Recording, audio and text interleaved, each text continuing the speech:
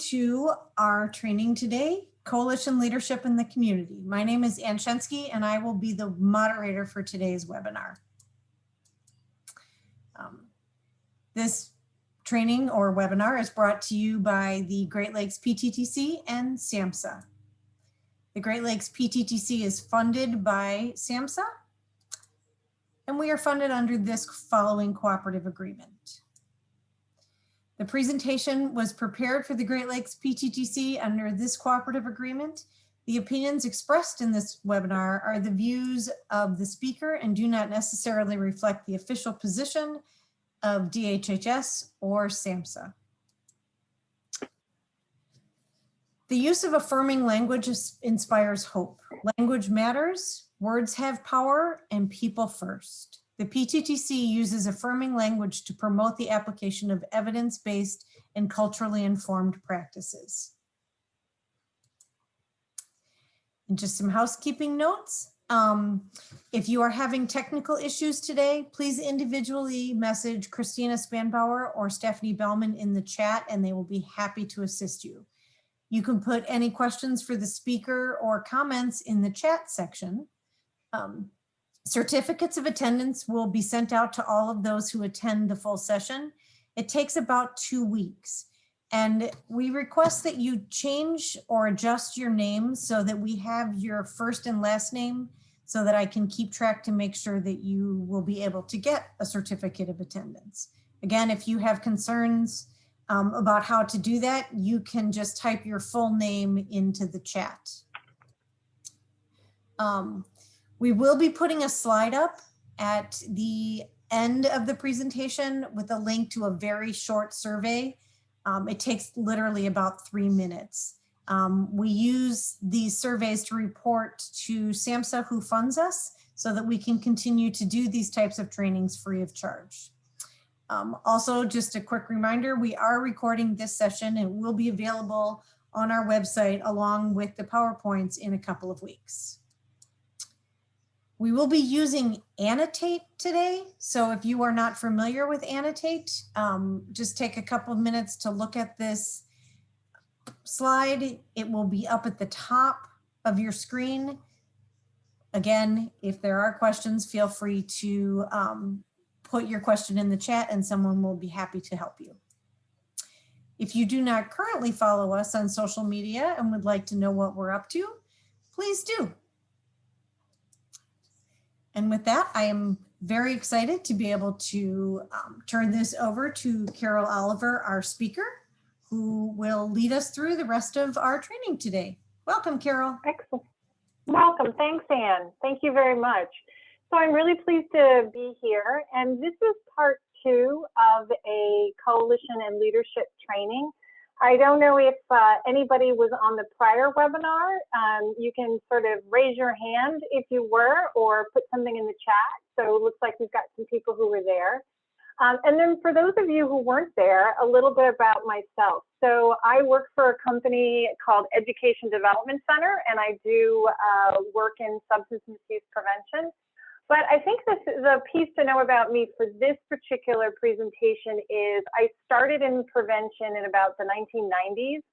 And that's really when the prevention was moving from schools to community and coalitions. And so in that time, I've had the opportunity to initiate coalitions. I've had the opportunity to staff coalitions, to manage staff that are overseeing coalitions. But my favorite thing is I've also provided a lot of consultation services to coalitions. And so whether it was in strategic planning or somebody was having some organizational issues, I would be there to work with them to figure out what was going on. And so when asked to do this piece on coalitions and leadership, I was really thrilled. One of the things I think is really true about learning about coalitions is everybody is both teacher and learner, and that includes me. I think that there probably are people on this call who have a lot of great knowledge to share. And so what I've tried to do in this presentation is build in some opportunities for you all to do that. So feel free to ask questions and feel free also to share your knowledge. So I'm going to bring up my slide deck here. Okay, whoops. Before I do that, I need to share my screen or no one can see it. Okay, here we go. And there we go. So what we're going to be talking about. So in the first session, we really talked about leadership in general. We talked about leadership within a coalition. And we began talking about engagement. Today, what we're going to do is really put coalition and leadership into its context. Because we're all living in this time of COVID, it really impacts anything, of course, that we're doing with a coalition. And I think when we all started out on this journey, I know that I started working at home in March. No one really knew how long this was going to take, and we didn't know if doing virtual meetings and building rapport with people virtually was going to stay. And I think it's become something that's more ongoing.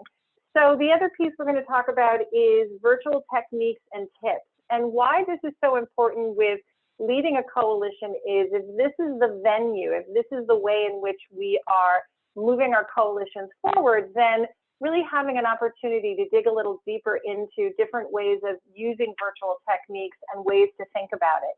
Not everybody has been doing the virtual meeting for a long time. You may have some tricks and tips that you do, and I encourage you to share that with us as well. And then the last piece is a big part of leadership is engaging new people, whether in the coalition itself or whether you are engaging new partners. And we're going to talk a little bit about engagement and engagement in the time of COVID as well. So that's what I'm planning on covering today. And where I want to start is actually, I want to take stock, and I want to start with all of you. I want to start with your experiences. So, sorry, what you see on the slide are several different pictures. So somebody who's unplugged, something unplugged, sailing, a roller coaster. We have flow, heating up, these people kind of working together with cogs, gone fishing, and then we sort of have these people who are working independently, connecting to each other. So this is going to be your opportunity in order to use the annotate. And what you're going to do is go to your annotate, and you can either pick a star or a heart, or you can circle which one sort of reflects kind of your experience lately working with your coalition. So we've kind of got some gone fishing, we've got some roller coasters, we've got some going slow, unplugged, we've got a circling of the people working but doing it sort of separately. We've got one with everybody's working together as a team. So it sounds like we've got a lot of different experiences that people are having. We have one that's like smooth sailing, which is really great. So that's wonderful. And I think it's really helpful to take stock of kind of where your coalition is. And I'm sure that you've already been doing this. And so hopefully, no matter where you are and your experience, some of what we talk about today will be helpful, or some of what you learned from your fellow colleagues will be really helpful. So I'm going to ask that we undo those. Thank you very much. Okay, so tips and techniques for virtual meetings. So one of my questions to you, again, you can either do this in the chat or you can do it here. Whoops, 1 second, I'm just trying to find my, whoops, which is to answer 2 questions. And they are, what do you like about virtual meetings? So why don't we start with that? So what do people like about virtual, what do people like about virtual meetings? Anybody have something that you like about a virtual meeting? I really like being able to go to more virtual meetings than I used to. You know, if I was invited to one at 8 o'clock in the morning and a different one at 9 o'clock in the morning that were in different parts of the county, I would always have to pick and choose which one I went to. And it's made it more accessible to actually be more involved with more different community meetings. Interesting. That's great.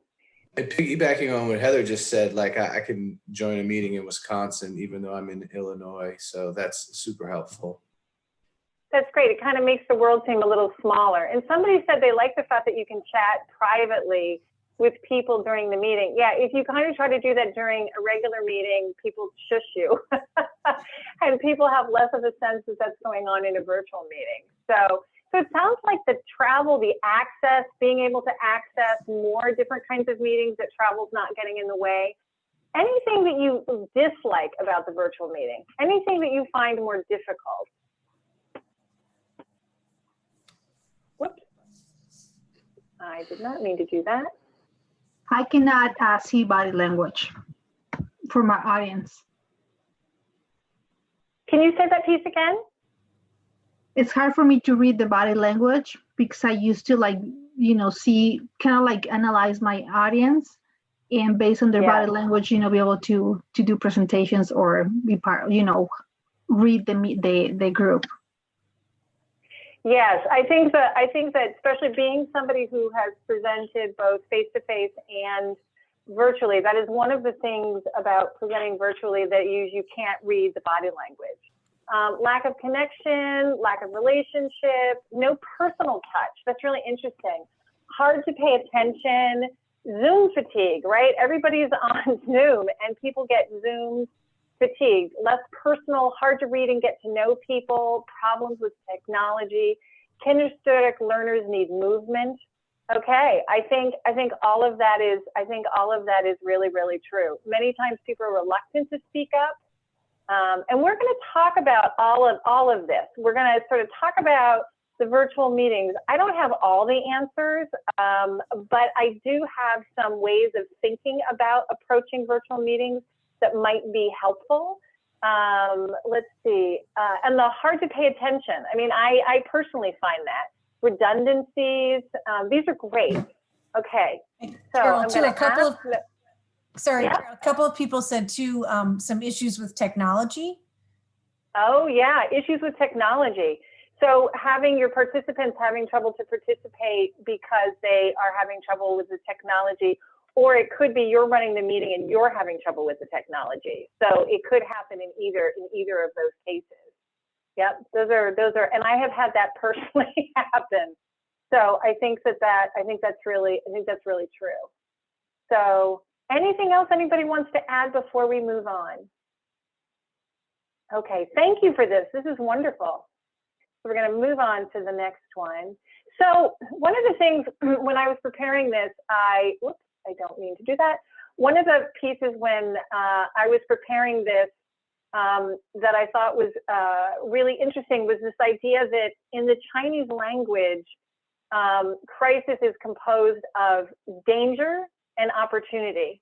And I think that, in the world of COVID, where people are experiencing pressure from economic and kids in school and not in school, and what's going to happen with the work and can the work continue? There's a lot of feeling of danger. At the same time, what's interesting is there's also some interesting opportunities. And I've been having conversations lately with some state people in prevention. And one of the interesting things that I walked away with is people are doing some things that they didn't have time to do before.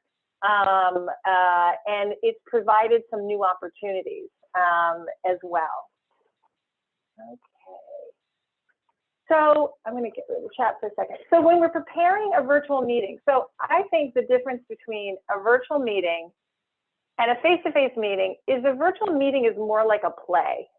In a play you have lights and sound and background and all of those, and you really have to predict what's going to happen. And I think in a virtual meeting, I think the same is true. I think that you need more people to make the virtual meeting happen and happen well. I think one of the most important things, whether it's at your virtual meeting or face-to-face, is this idea of goals and outcomes. Now, everybody knows we need to have goals and outcomes, but when you're in a virtual setting, the more you can let people know what your goals and outcomes are, you can write them down, they can see them, the more concrete it can feel. Because in the virtual world, it can feel like I'm just alone in my house and I'm not connected to you. So the more we sort of make things concrete, the better.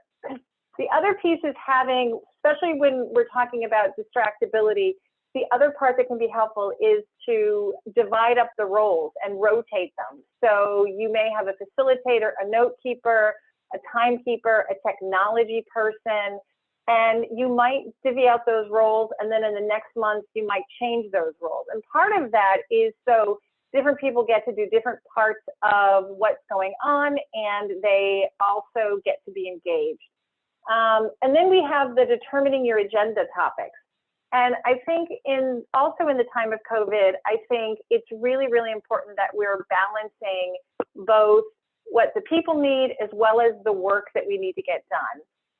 And we're going to talk a little bit more about the balance between people and the tasks. But one of the things in coalitions is that people need to be fed. And so that is really essential, whether we are, oops, sorry, I'm getting distracted by people's cameras, so sorry about that. So one of the pieces about people getting fed is that, you know, as people are coming to the meetings that you're doing and you're having different agenda topics, and we want people to stay engaged, the question is, how am I getting fed? What's in it for me? And whether that means there's some networking, whether that means I walk away with something, it's true when we're doing face-to-face meetings. It's even more true when we're doing virtual meetings.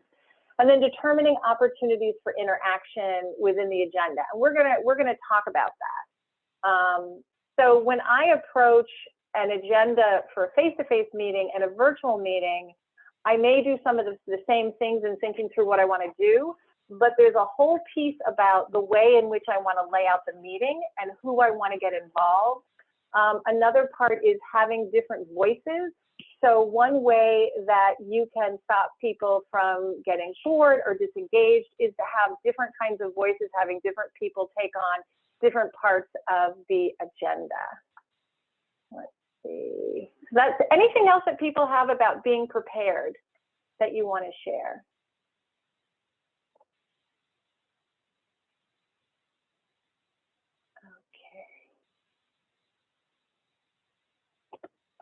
All right, let me move on. So this is what people talked about too, is this issues of access. So making opportunities for people to practice the platform. And one of the things that I've observed is that not everybody wants to come out and say that they don't have the ability to do these things. And I think people have done it more and more and gotten comfortable. But I have been on several calls where people were having challenges around it. And so one of the ways around that is to have an opportunity before meetings for people to practice with the technology. Given where we are in the COVID, it may mean that that's less and less. Another part is to give people the opportunity to participate in different kinds of ways. So rather than being on the Zoom call, I can listen and participate auditorially. Check in with participants about the devices and what works and what doesn't work, problem solve lack of access, and switch platforms. So one of the other things that can be helpful is if you have somebody who's on the call and their job, you have their cell phone number, they're good at technology, they're comfortable with technology, and if there is a problem going on in the meeting, you can give people that phone number. And then switching platforms. So some platforms are better than others when it comes to interaction. And so if you're finding that interaction is something that you really want, you may want to think about other platforms that may give you further interaction. Okay. So when you're doing the session itself, some of the pieces to think about are to begin with an opening interaction. So I think that, and I have done this with staff meetings, I've done this on other meetings that I've been on, where people just need a lot more interaction because they're not necessarily getting it. So whether you do an opening icebreaker, whether you do a networking exercise, whatever it is, sometimes having people sort of warm up and having interactions with each other is a really helpful piece. And especially anything that makes people laugh is a really, really good interaction, because that just sort of lightens the entire mood. Establishing ground rules. So ground rules are really, really good anyway, so it makes people feel safe. Ground rules are also good because you may need new ground rules because you're in a virtual environment. And so whether you want people to always use cameras, or whether you want people to come on time or leave on time, whatever that is, or you don't want people working while they're on the phone, which happens a lot.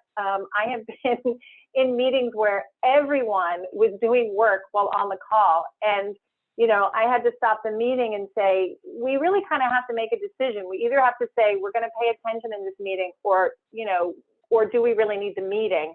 Because if everybody is distracted at the same time and everyone is doing other kinds of work, then we're really not getting anything done. And another way around that too is sometimes you can also make the meeting shorter. And so you can sort of work with the group is, given the fact that we're in a virtual setting, what is the best way of organizing this meeting so that it meets as many people's needs as possible? An activity that I've done with a lot of coalitions is sort of the bottom line. So what you do is you sort of go around and you ask, what's your bottom line for you to stay engaged? Is it that we have to start and end on time? Is it that we need periodically to have some interaction? Is it that if we don't move to an action within 3 or 4 meetings, I'm just going to get really, really bored? And what it does, it sort of allows you to understand collectively the kinds of group dynamics that you're trying to hit and you're trying to go for. Moving at a slightly slower pace. And the big one on ensuring the fact that people have context. So there can be in coalitions and in any kind of meeting, this sort of inside group and outside group. And if you're in a steering committee, you're going to have a lot more information than if I'm in a general coalition. Or you may have more information if you're on a subcommittee. And so making sure that each agenda item has context is really important, because when there's not context, then I become disengaged. I don't feel like I'm in the in crowd knowing what's going on. And it's easier for me to, no longer participate. And one way of doing context can be, for each agenda item you tell participants what you're looking for. So this is going to be a discussion. This is going to be a brainstorming session. This is going to be, I'm going to want you all to help me prioritize something. So whatever you're looking for from the participants of your meeting, you let them know ahead of time in the agenda so that I, as the participant, understand what my role is. And that can really help with keeping people engaged and helping people understand what's your expectation of me. Moving from slide view to participant view, and all that means is sort of stopping what I was just doing and looking at all of you and having a discussion with you. And that's something else that can keep people engaged. The other thing is, if I know you're switching back and forth between slide view and participant view, then I'm not going to be doing work. If I know you're doing it frequently enough and I can see people and people are engaged, I'm not gonna I'm gonna make sure I'm paying attention, because I don't want you to catch the fact that I'm doing this other thing on the side. So going back and forth between the two views can help too. If people realize during the meeting, you're gonna be engaging me in different things, and you're gonna be whether calling on me or asking me to chat about something or asking me to brainstorm, I gotta be on my game and not just be a passive listener. And I think that's what you're trying to get people to do on the virtual call, is to have people not just be passive listeners. So we're going to go back to slide view. And then record decisions and actions. So, a lot of people take minutes, which is fantastic. I think the other thing that happens in virtual meetings is, again, things feel less concrete. So at the end of every meeting, whether you choose to do a whiteboard and you write out, these were the decisions that we made and the action items, they go out with a minute, and then you start with that at your next meeting. The reason that's so key for virtual meetings is it makes me feel like this is concrete. Things are moving. I'm not in Groundhog Day. Didn't I just have this conversation? Didn't we just have this meeting? And it illustrates progress, that you're moving along in whatever direction you're going into, because people are on a lot of Zoom calls, and we sort of have to really point out, we were here, and now through the work we're doing, now we're here. And so recording decisions and actions can be really helpful in that. So wait, I'm going to go back for a second, and I'm going to go to stop sharing. So those are some of the pieces in thinking about virtual meetings. Do other people have other things that you want to share as far as what you do in virtual meetings? Elmo, take space. Yep. Make space. And I think what that means is for people who are, I'm going to say it in my own words, for people who are internal processors, it's making sure that with popcorning ideas, there's enough time for people to have room to share their opinions and ideas. And so we give enough time for people to think about things. That's great. Challenge ideas, not people. Intent versus impact. So I'm really curious about what that is. I don't know whoever wrote it would be interested in saying what they mean.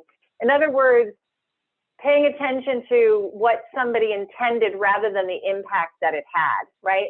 I didn't intend to step on your toes. The impact is your feet hurt, but that was not my intention. So it's making sure that we are paying attention to intention and we don't get stuck in reference to the impact. There's also, and I think I see it here too, there's the ouch rule, which I really like too. The ouch rule says, if somebody says anything in this meeting that feels uncomfortable, I can say the word ouch. And it allows people to be able to, it's a good way of reconciling conflict within a group, because I have an ability to say, I didn't kind of like the way you said that, or that didn't feel comfortable to me. And so you just call it the ouch rule. So let's see, 2 new messages.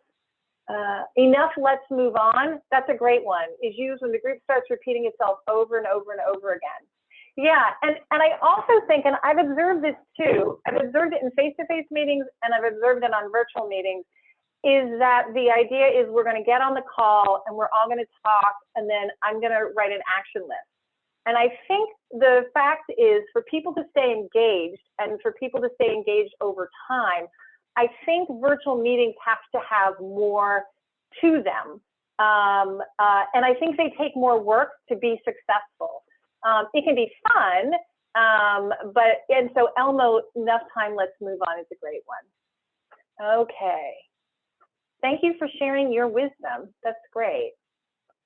Okay, so my next slide.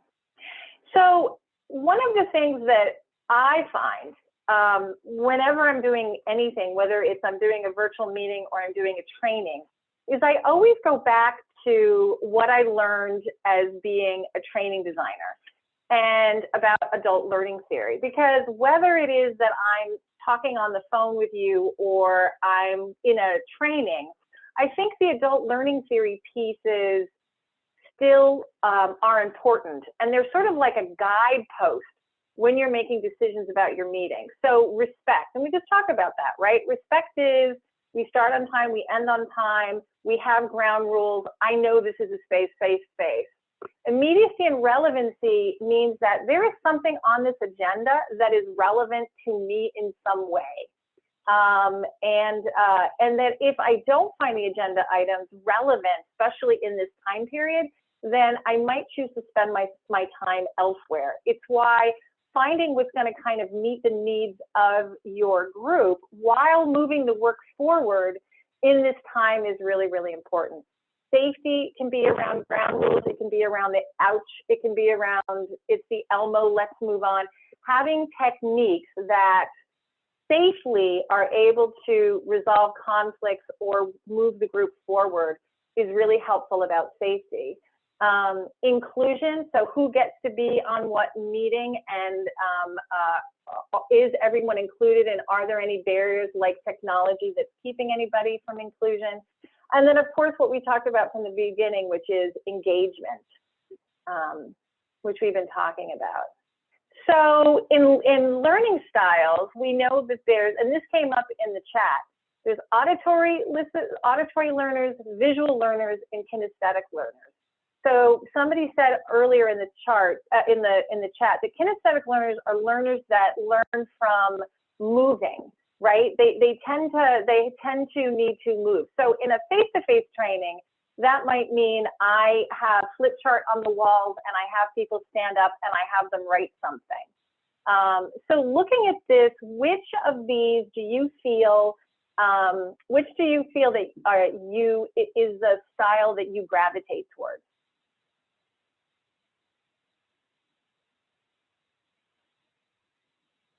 Got some kinesthetic, some visual, some auditory, a lot of visual. Interesting, yep. A lot of visual, less auditory and kinesthetic. So one of the things to think about in auditory that's really important too is some people have auditory processing challenges, which means that when they hear the information, they're not quite grasping everything that's getting said, or they're having trouble processing it.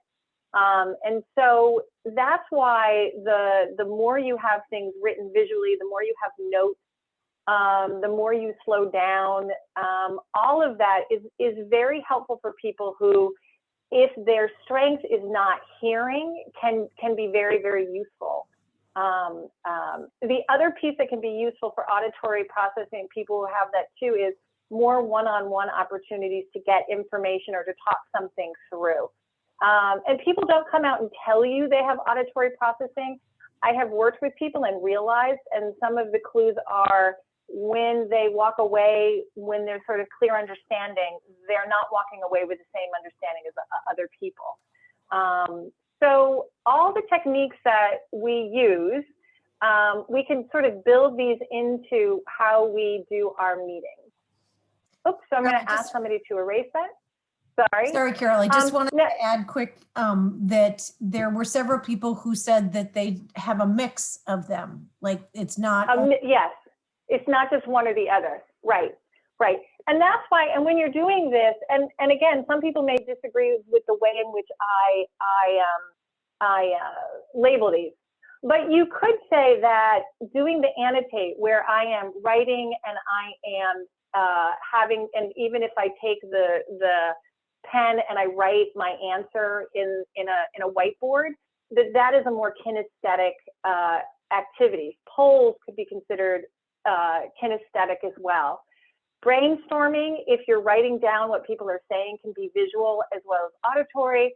Small group work is auditory and visual with cameras. And so the decisions you make, do we have a camera or do we not have a camera? A lot about camera is if I'm visual, a camera is really helpful. It also allows us to feel closer as a group. And where I work, there's sort of a unwritten rule that if you can be on camera, you're on camera, because it makes a difference with the dynamics of the group. So when you're thinking about virtual techniques, you want to use different types of virtual techniques in your meeting so that you're hitting upon all these styles, right? One, it makes it kind of fun, and two, it allows you to hit all the different learning styles. And if you're doing this again, people will know in these meetings I'm going to be engaged, so I'm going to pay attention to what's going on. Okay. So let's say you were going to brainstorm. You wanted to have a brainstorm about potential new projects engaging youth, or you wanted to discuss something, or you wanted somebody to provide input. One way to do it is just with a large group. Other ways of doing it is you can, you can do it in small groups. So Zoom is quite good, and other features have this. So you put people into small groups, you tell them what you're wanting them to brainstorm, and then they come back. What's really important with the small groups is that the instructions are really clear and that people are writing down sort of the conversations that they're having, and that you're then getting that information back. It also helps, just like when we talk about face-to-face training, and I have some people who are more introverted or like more time to process, being in a small group can be a more comfortable place to be. You can do a large group discussion, but always have a whiteboard, a piece of paper, something that you're using to write down what you're talking about while you're talking about it. It's one of the things I think that works so well about virtual meetings is the fact that, unlike a flip chart paper where I have to have my handwriting, on a virtual meeting, I can show you exactly what we're talking about when we're talking about it. I can move it around and have the group decide, you know, which one of these is a priority and how is that chat feature. And then again, the annotate feature, which I use. So you can use all of those when you are doing these types of techniques. Any other technique that people use when it comes to brainstorming or discussing or providing input that you've used besides the ones I've shown? A couple of people, someone said that they found that sometimes small groups in Zoom can be eerily quiet. Or requiring the small group to report out heightens the group accountability. That's great. One thing, when the other thing, and I'm pretty sure you can do this in Zoom, is you can have, depending on how big your group is, you can have people who kind of, you can go from room to room and see what's going on. Just like if you were doing a training, you would check in with each group to see, do you have a problem? Is there anything that you need? You can do that as well in small groups. And you can sort of, depending on how large your group is, you can have a couple of people who really understand what you're asking for and are able to help troubleshoot, just like you would do in person with tables. Sending discussion items in advance so people can formulate their thoughts in advance and aren't quite on the spot. I think that's great, especially for people who are internal processors who want to be able to mull those things over, and then they know. And the person also knows what you're going to be asking and how they're going to be engaged in the meeting. That's great. These are great ideas. Okay. So then the other ways too, one thing that we do in planning always is we're making decisions and we're prioritizing in some way, whether it's prioritizing the projects we're going to work on or the goals we're going to achieve, or, you know, we are going to do a series of communication, social media, and we have to decide which one to start on. There's a piece about prioritizing and making decisions. And I think polls work really, really well, and so too do the annotate features. So let's say that I was in a meeting and there were several different strategies, and I now have those strategies listed because they're on this whiteboard, or people have come back from small groups. Now we've listed what those things are. It's really easy to say, pick the star or the heart or whatever, and choose the one that you think is the one that we should be doing. Something else you can do, and because Annotate has like hearts and stars, is you can ask people, prioritize by what you think we should do, and then prioritize by what you're willing to do. Sometimes what people think we're supposed to do is not what they're willing to do. And so you end up having something where you don't have a lot of energy around it. But the regular poll feature, but the annotate feature works really nicely in the moment in order to do some prioritization. Any question or anything anybody wants to add about that? Any other ideas that have occurred to people? Okay, I'm just looking in the chat. All right. So I have kind of a fun activity to see if we can do it. So what I'd like is, I would like somebody to volunteer a sample meeting topic. And you can put it in so think of a meeting topic that you're talking to your coalition about, and also include what you want the audience to do with it, what you want the coalition. Do you want them to discuss it? Do you want them to prioritize it? Do you want them to provide you feedback? So think about, anybody have a potential meeting topic we can use as an example? Medication storage and disposal. Okay, so let's say that's and tell me for the medication and storage and disposal, what are you wanting the coalition members? What are you doing with them around that? Are you brainstorming, teaching them? Are you wanting them to discuss the strategies? What are you doing in relationship to that particular topic? And that would be helpful. So I'd like to approach it as sort of a need to be more aware of, with a heightened sense around COVID and people being home a lot more and kids being home a lot more, and sort of utilizing our current situation to like heighten awareness about medication lock storage bags, getting them out to community members, and then helping community members understand where to dispose of prescription medication. That's great. So you're informing them, right? You're increasing their knowledge. And so, I think also like trying to get them to think of populations that they work with and their work that, you know, we could help get resources to. So that's great. So if I was setting up a meeting let's say that's the topic. One of the helpful pieces when you're engaging people and having them, especially if they're learning something, is what I call an anchor. And an anchor allows people to take the information from their own experience and experience it first. So it could be that an anchor around medication disposal is, you know, think about what you do with your own medication in your own home when it's finished. You sort of ask a question, you have a quote, you have people sort of connect with the information based on their own experience. So that's an anchor. And you can do that as a large group. You can have people do it in the chat, however you want to do it. You can then do the training, the presentation that you would do, and you could do a couple of slides. You could have people interact with the information and do what I did and do some annotate. And then when it came to wanting them to think through populations, you could put them in small groups, have them think about that. And then when they come back, you could have those pieces of paper and sort of finalize what that list is. So that's kind of an example of thinking through what's the meeting agenda, what am I trying to do, what do I want from the audience or for the audience, and then what are the different techniques that I can use.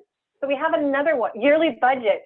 It's really funny. So yearly budget is really interesting. So I actually have seen a yearly budget done where they made it really interactive and fun. So they started with some pieces around how budgets work, and they actually did almost like a game show around it. And it was really fun and interactive. So they started with making sure that people understand what's in it. And then I think for the yearly budget, if you're presenting it, I think the question is, what do you want people to, do you want them to know?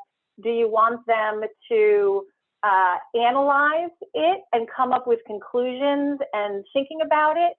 So whatever your topic is, definitely think through what you want people to do with that information. And again, with a yearly budget, you could have people just give you feedback as a large group, or you could put people into small groups depending on what you want them. Do you want them to be thinking future goals? Do you want them to be thinking, here's our yearly budget, and do we think we need additional funding, and what might be some opportunities to do that? So those are just some examples. And again, whatever the topic is, and I keep on saying this, definitely think about what you want your recipients to do. And I have one more, creating a youth-led group discussing overview of spiff and phases. Well, that's great. So so one way I have done this, and you can do it, is actually to, you can use an analogy like planning a trip. And what you can do is you can have kids go into small groups and think about what do we do if we were planning a trip, and you can have them report out. And then from their report out, what you can do is pull out the steps, because they're going to have to go through those steps, so that they can then experience what doing the spiff process is like. So you can do an experiential activity with them in order to get them to understand what those steps are. If you've got a group that's been working with the steps for a while, you can break kids out into small groups and have one be the assessment group, one be the capacity group, the planning group. You can say, tell me what you know about this step. And then again, you can bring them back. And as you're reviewing the step, you can then go to what they said and integrate it into the presentation that you're doing. And so in doing this, you're able to use their information, start from where they are, you're being interactive, and then they're seeing the information they have merged into the information that you're presenting. Okay, so I think we need to, if we have time at the end, we can do more of these. Is this helpful?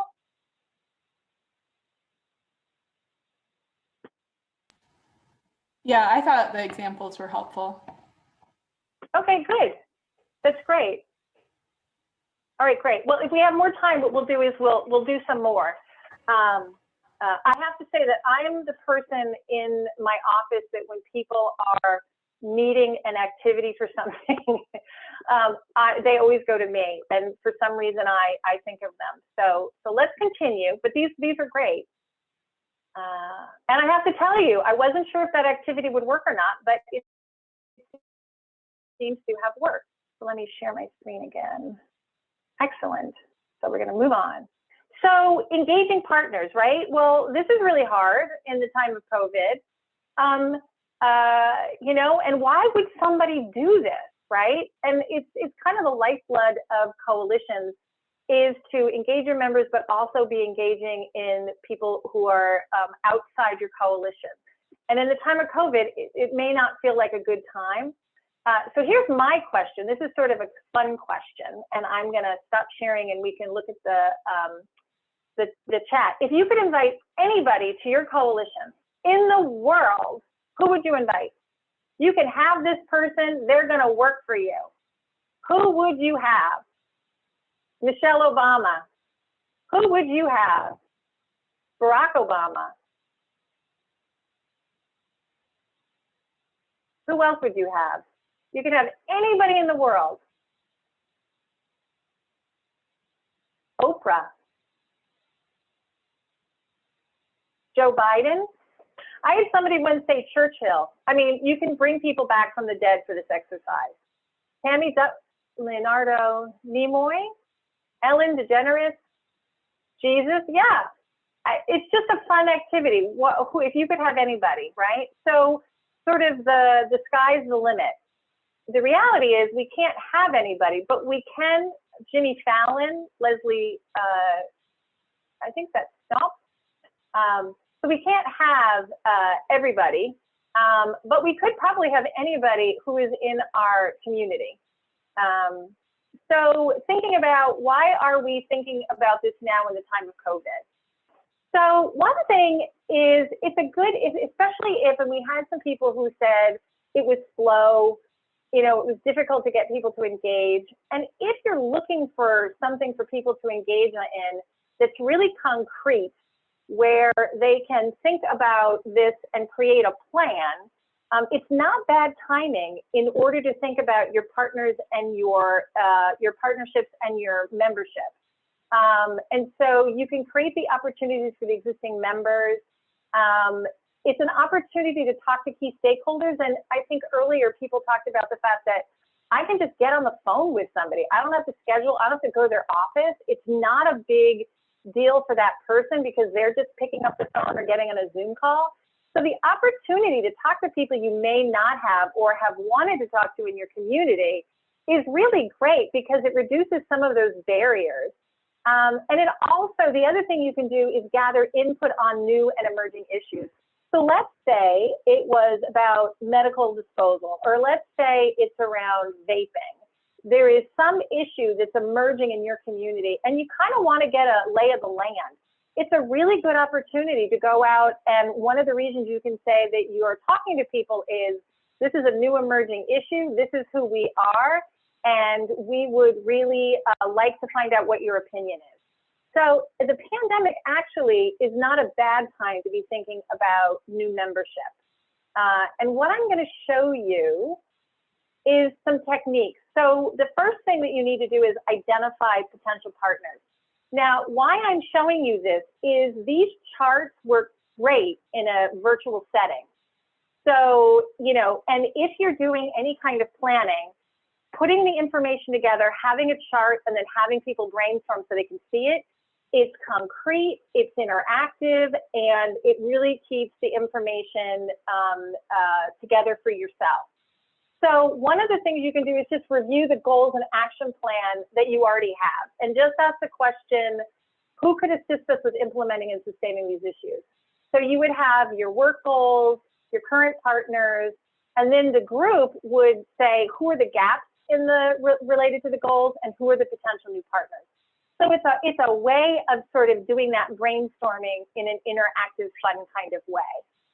So that's one technique, which is sort of based on what's the work that we're doing. Another technique is examine partnerships from a health equity lens. So you can say from a health equity lens, it's around who does not have a seat at our table, who really should. You know, what are the negative social determinants of health, whether it's discrimination or economics or housing? What exists in our community? And, you know, is that something that we should be paying attention to? And who should we be including and talking to when we're talking about this? Are these organizations or individuals that can provide insight into these health inequities? So another way of looking at this is from the health equity lens, which is a really kind of interesting, it's given what's going on in our country, I think this is something that is of great interest to people. It's a way of engaging your coalition, and it's a way of beginning to sort of tackle some of the health equity, racial equity kinds of questions around who, yeah. I'm sorry, I don't mean to interrupt you, but your slides are not showing. Oh, well, that's terrible. There we go. Sorry about that, guys. Okay, oh, so let me go, the first one didn't show. Okay, let me back up. So this is the first one. This was the chart. So work plan goal, your current partners, gaps in the partners, and then potential new stakeholders. So, you know, this is just one way of doing it. You can do any kind of chart. What I find is charts are really great in virtual meetings. So that's what that looks like. And then the second one, which is you can look at partnership development from a health equity lens. And so who has a seat, who does not have a seat at the table. But sometimes I think that's where we stop, right? We say who's not from a diversity perspective, but we don't go that further place to say, what does health equity look like, and what does it look like in relationship to what we're working on? I mean, the truth is there are, you know, health inequities when it comes to substance misuse and substance misuse treatment. There are populations that are more at risk than other populations who are experiencing some of the negative social determinants of health. So this kind of takes that who's not sitting at the table to a deeper level. And then are there organizations that can help you understand health inequities? When I was doing work in Salem, it turned out that there was a nonprofit, and they were doing economic development with low income families. And they just had a wealth of information and taught us all kinds of things that we had no idea about in reference to the population. And then we were able to also partner with them because they really knew what they were doing. So who are the people who really know about this, and can you partner with them, and are they a potential partner? So this is another kind of way that you can look at identifying potential partners.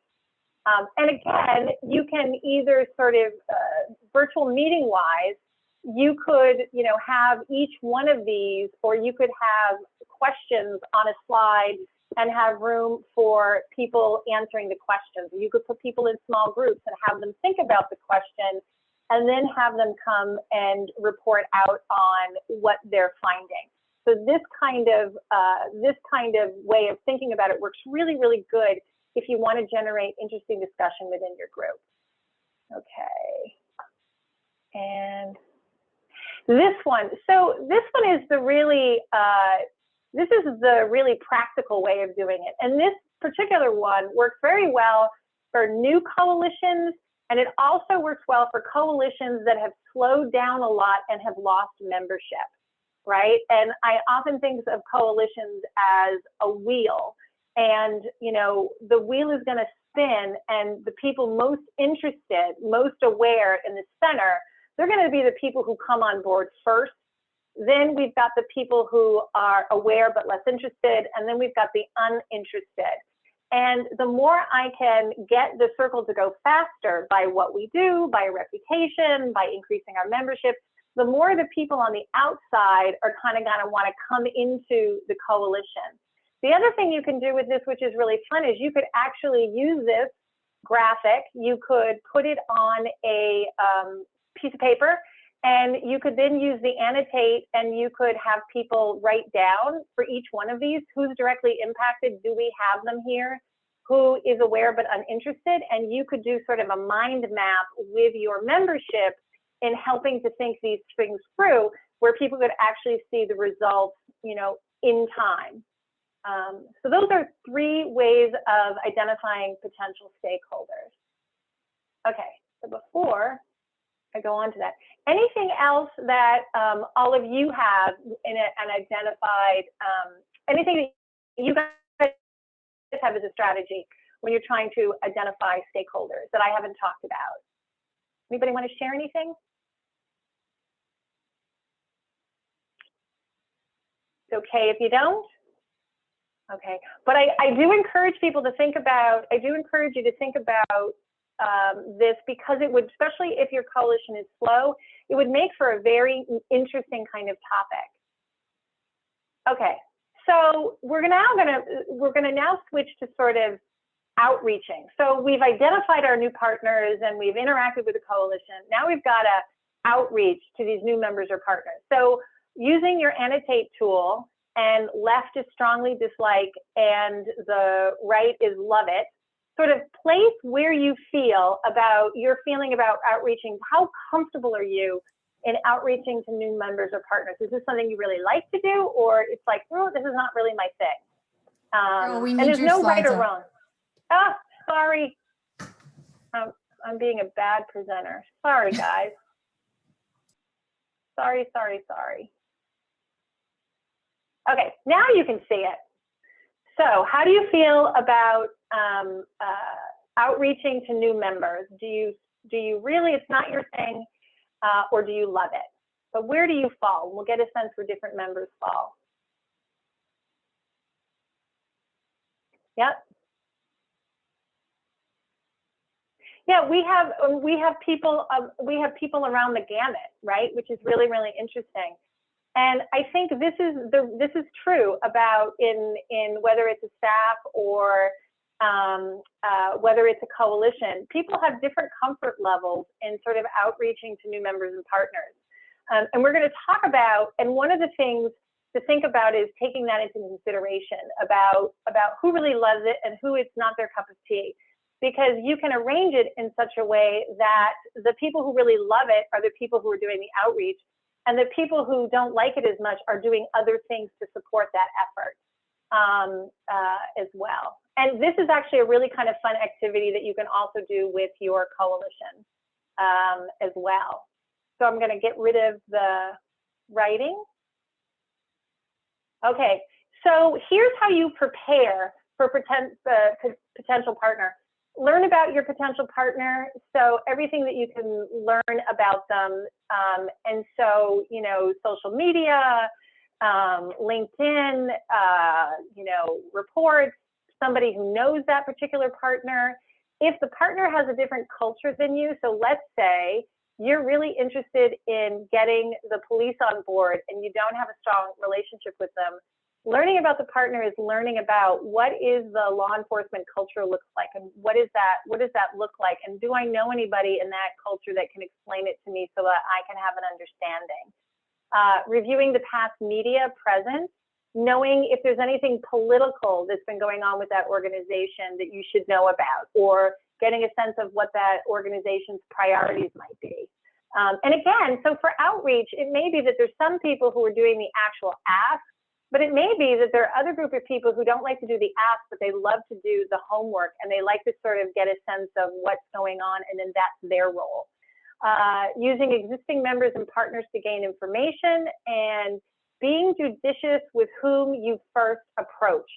So this is also true when people do job search, right? And so if you really are interested in a partner and you want to feel them out, I don't want to go to the person I'm eventually going to ask. I want to find out somebody else who might be able to give me information so that when I talk to my real contact, I will be as informed as, I will be a really informed person.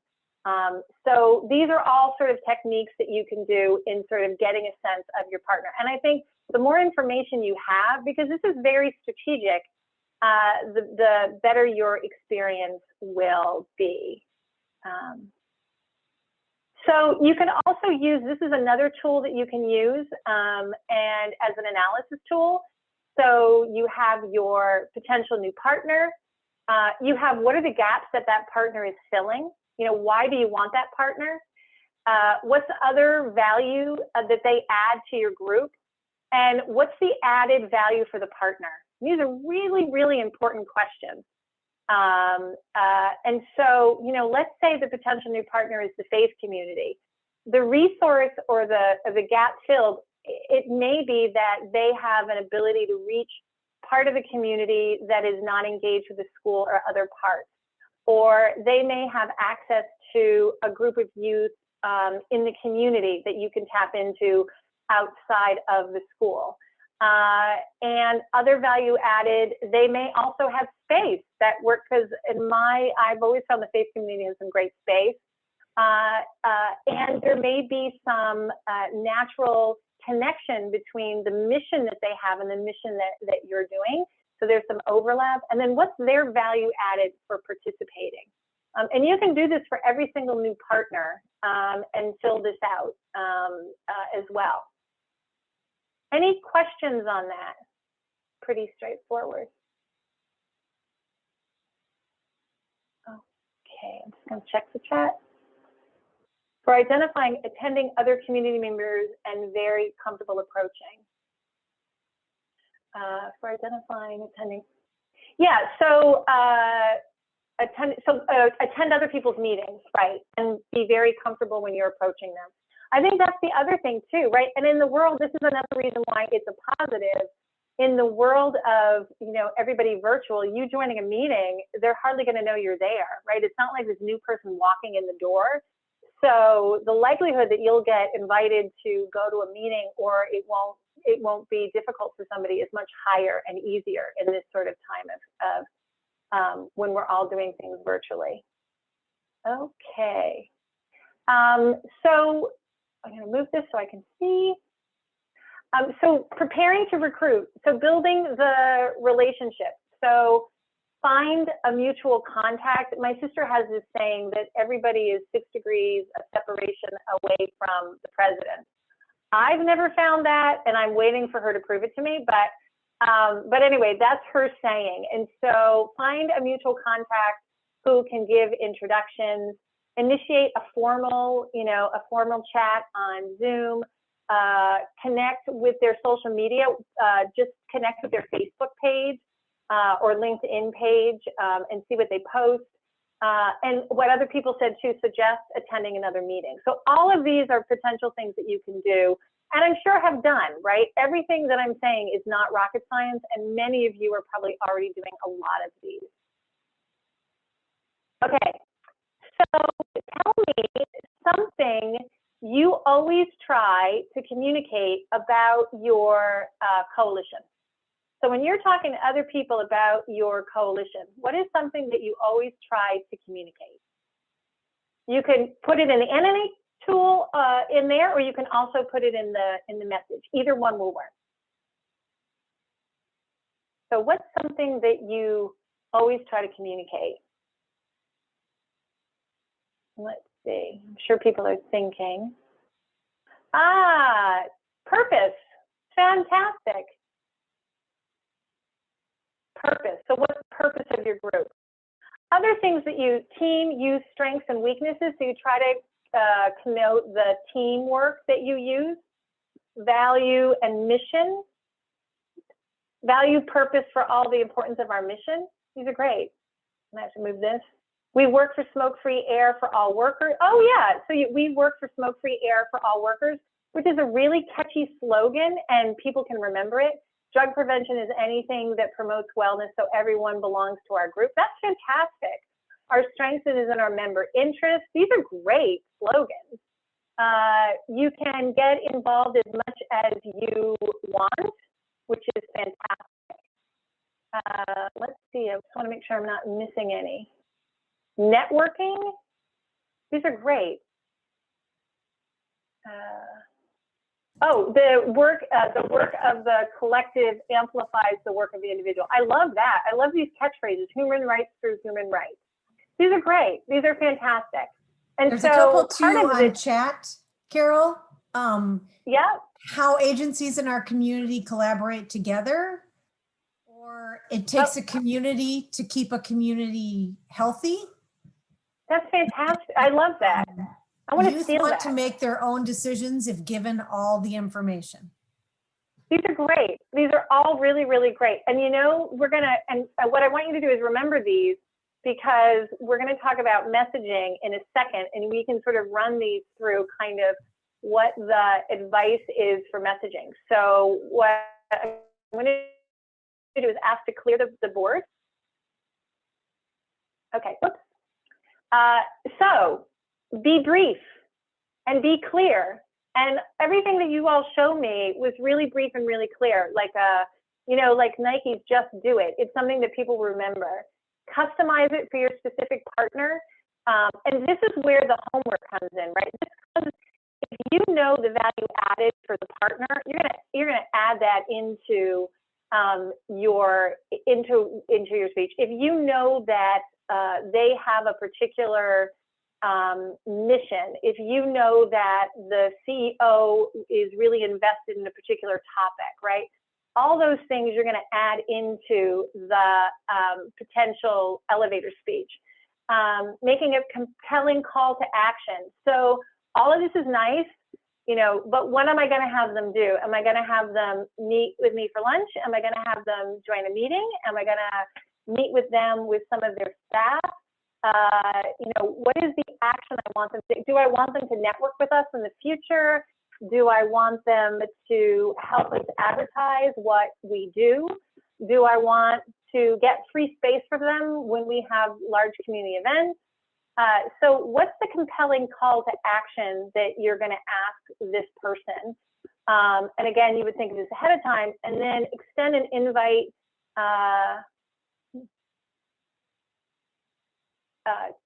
Extend an invite to the person that you want to convene with to continue the conversation. And so the elevator speech, some elevator speech are like, this is who we are. And some elevator speech are, this is who we are, and this is what I want to do with you, and why I want you to care about this, and what I want to do with you. And both are good. The other thing, I had a colleague of mine who did coalition work for years. She trained everyone in her coalition to do an elevator speech. I mean, the police chief could do the elevator speech. The superintendent could do the elevator speech. You know, parents could do so anytime anybody was anywhere and the group came up or something about the group, that person could launch into the elevator speech. And she had all of these champions and ambassadors all over the community, sort of letting people know what it was doing, which I always thought was just a really smart idea. Everyone does better when everyone does better. Oh, I like that. You want to make their own decisions if you give them all the information. That's great. Okay. So here's another one. So what do you not want in an elevator speech?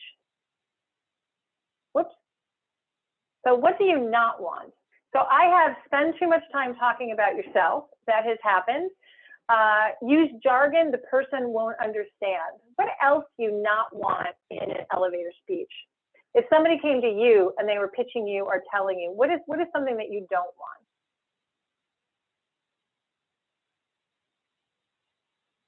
While people are thinking about that, being vague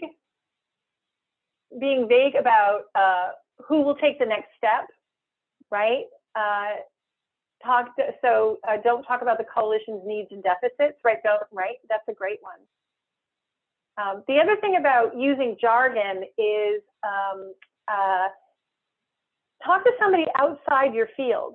So I had to go to an event and I was supposed to give this elevator speech about a project I was working on. And I talked to a family member and they didn't know anything about what I did. And I think this is particularly true about prevention. It's really hard to describe what prevention is, right? And to have people understand it clearly and succinctly. And I ran it by her and she was able to change so many words. Nobody out there is working. And I assume all the union workers out there are pretty pissed off that they're not working thanks to the idiotic Democratic. Oh, somebody busted in on yeah, we got somebody spoofing on the meeting, I think. It wasn't me. So, it wasn't me. Yeah. Okay, well, we had a little political commentary on the meeting. Okay. At least no one drew any like genitals on the screen or anything. So That's Carol, true.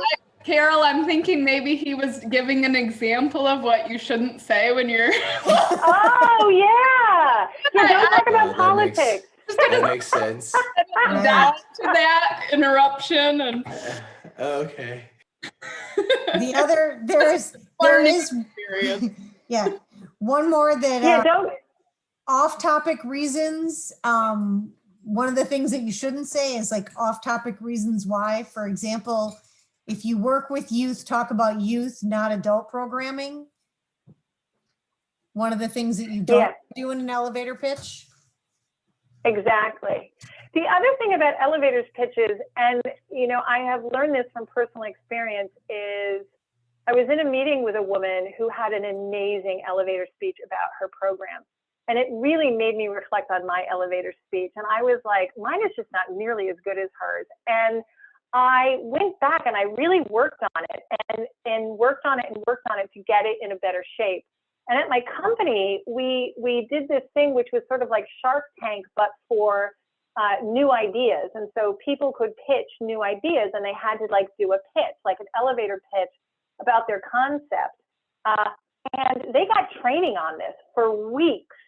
And they said they learned so much, but that it took a lot more to get a good elevator speech than what they realized. And I think that's my takeaway too is, you know, continue to work on your elevator speech, run it by other people, because it's really what, you know, it's the messages that you're giving about your organization. And you all have some amazing, great sayings and quotes.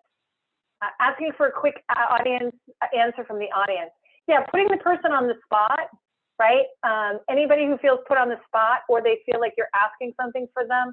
There's also a piece about asking too soon. You know, you sort of have to feel out that particular person. So I think all of these are really, really great.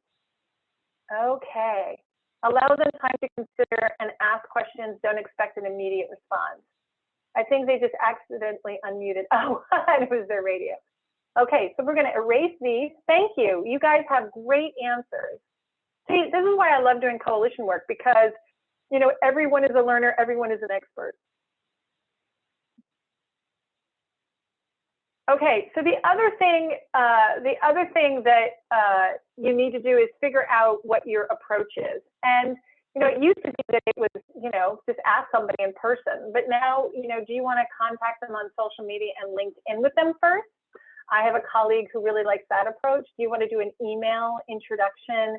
Do you want a mutual colleague introduction? Do you want to ask for a one-on-one meeting? Do you want an invitation to a relevant event? Do you want meeting for coffee? So there's lots and lots of different ways of doing this. And neither is right or wrong. It's a combination of what you're comfortable with and what you think will work best for the person based on what you've learned about them. You know, if somebody knows them and they say that person never is on LinkedIn, then that's not the way to go. Or that person gets so much email, I would phone call or I would invite them via phone. But this is where sort of doing your homework really comes in. Because what you want to do is you want to have enough information so you do a really good pitch so that that pitch pays off and then they will be able to do what you would like to do. Sometimes what people do is they send somebody an email saying, you're this group and we'd like you to join our group. And the ask is just not customized enough. And so the best thing about bringing in new partners is the more customized your approach, the more likelihood is that you're going to be able to bring in these people. Does anyone still write introductory letters? Let's see. I don't know. I know that I write introductory letters. I don't know if other people. I like to be pushy and ask them to be a guest speaker. Oh, that's really smart. Or their organization at a coalition meeting, and then ask to continue coming after they present. But see, that's a great idea. So Diana says that she still does introductory letters. Now, when I do introductory letters, there's a writer that I have at work, and I have her look at what I do because she's a better writer and she writes more pithy than I do. And her introductory letter is much better than mine. And they get a better response. And that's the other thing is, if writing isn't your thing and somebody else, and have somebody who's the best writer in the group, who's really good at doing pithy kinds of things that are interesting, have them write it. Churches still seem to be a good target for a good old snail mail in our area. Yeah, I think that's a great point. I write intro letters. Many people need that visual to refer to, but I follow up with a phone call. I think that's great. I think that, and here's the thing. It's not one solution, right? It's not one answer. It's multiple approaches, and you may need multiple approaches, and it may take a little time for certain groups who may be less interested, and that's okay. You know, success is not necessarily measured with just, did they come to your meeting or not? It can be measured with, did they pick up the phone? They picked up the phone this time. Next time, can I get them to like meet me, or can I get them to show up at a meeting? Like with building partnerships and relationships with people who are the best I know at doing this, they set these small little achievements for themselves, because with some partners, it's just a longer process. And don't give up too early, and have faith that you'll be able to get them on board. Okay. Anything else in reference to the recruitment approach? All right. Okay, so any additional ideas? I think I just did this. I did it sort of informally, but if anybody has any additional ideas, I've left space for it.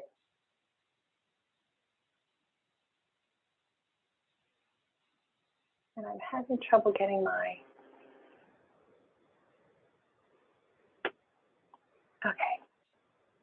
okay, so that is where we are. So we're gonna go into closing.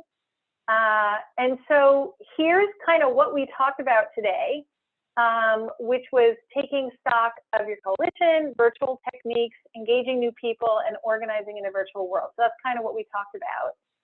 Are there any remaining questions that anybody has that you would like the group to answer, or me to answer? I have one, if I may ask. Please. Okay, my name is Renee. The question that I have is, what are some ideas to recruit people to, I don't know the right terminology, but to be your basis? So we used to have a thriving coalition, and over the years, it really is down to me. And me getting tired of doing everything. And I don't know how to, I don't even know where to begin to recruit people to want to be president, vice president. I mean, I have infrastructure. We're a 501c3. We're, you know, a registered nonprofit. We're all of these things, but the big people, the police people, I've met with them. They all love the idea. The organizations, they all love the idea. But I can't get one person to say, hey, I'll join forces with you. I'll do the grunt work. So how do you start with that? So I think that, and this is the piece too, I did this at the last session that we had, which is in the beginning, unfortunately, the staff has a lot more work. It's just the way that it is, right? But then over time, as you bring members on, they're more comfortable, they get a sense of what the group is about, the mission, the vision, they should take on new roles. One of the things that occurs to me that makes me wonder, how many people do you currently have? Do you have like a core group? Me. We have me, and I have 4 Okay. women I have begged to help me. And then I reach out to different people and say, are there any grants to do anything? And, you know, I just got a grant for a risk and resource, and that person is also doing the risk and resource. And now she's doing a risk and gap. I'm involved in some research project. But it's really, it's just me. It's just you. So one of the other techniques that I have seen is to invite someone. So whether it's the police chief or it's, you know, if you're in a college town, it's some dean, but invite someone to say, I would like you to co-chair this with me. I would like you, this is what I want to do. This is what I think we can do. And I would, a principal, head of a youth organization, the head of the faith community, have 1 or 2 people co-facilitate this with you. And what you're gaining from them is their credibility. And what you can say to them is, I want to get this off the ground. I need your credibility. We'll do the work. But as we get members to come on board, I will need you less and less. So their participation is time limited. And that might bring you some of the credibility that you need to get the thing. It's like you need to start the ball rolling. So I've seen that. The other thing is you could also bring those 4 women and anybody else and say, we want to be a startup team. So we're gonna take the first whatever and sort of start this group up and take actions to do that. So there are things like that you can do, but it's a difficult situation to be in. Thank you. There's a couple, Carol, sorry, there's a couple suggestions on chat. One is, do any of them need you to sit on a board with them? Perhaps you could ask to support each other's efforts. So to jump in there. Another is, if there's a senior citizen group or initiative, this can be a good group to contact for volunteers. That's great. And Heather says, all of my executive committee members have their own coalitions, child abuse and neglect, Journey Court, and she attends their leadership meetings as well. Thank you for those ideas. I really appreciate it. Of course. All right. Well, thanks to you again. This is why I love coalitions, because everyone is the expert and everyone's the learner. So we've got 2 more messages. Make a flyer and share it on social media and at public places like the library, inviting folks to a meeting or an event. Yeah, I think the other thing to think through is the piece about what do you just being clear of when people are getting there, what you want from people. And there's always this chicken and egg with doing a coalition, because you want the coalition itself to define itself, but for people to come and be a part of the coalition, they need to understand what they're getting into. And there's a little bit of this chicken and egg.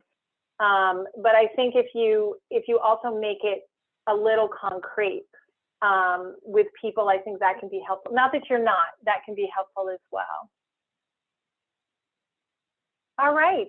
Well, thanks for asking the question, and thanks everybody who was able to respond. And I am going to turn it over to Anne, I think. Thank you. Yes, if we can switch sharing screens, fantastic, thank you. Like I said in the beginning, we have to collect evaluations. So if you would all be so kind as to, I'm trying to get back to where I am. This is the problem when you have too many screens open. Is that I need to find the one that I need to give you. Okay, so it's just a very quick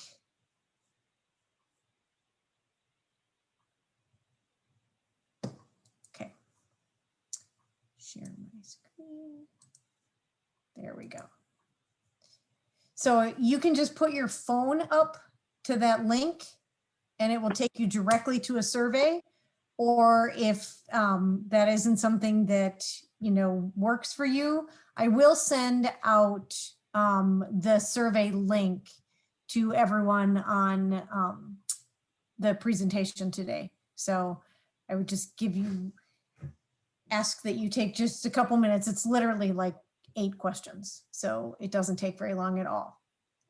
And I want to again thank Carol for her time and all of you.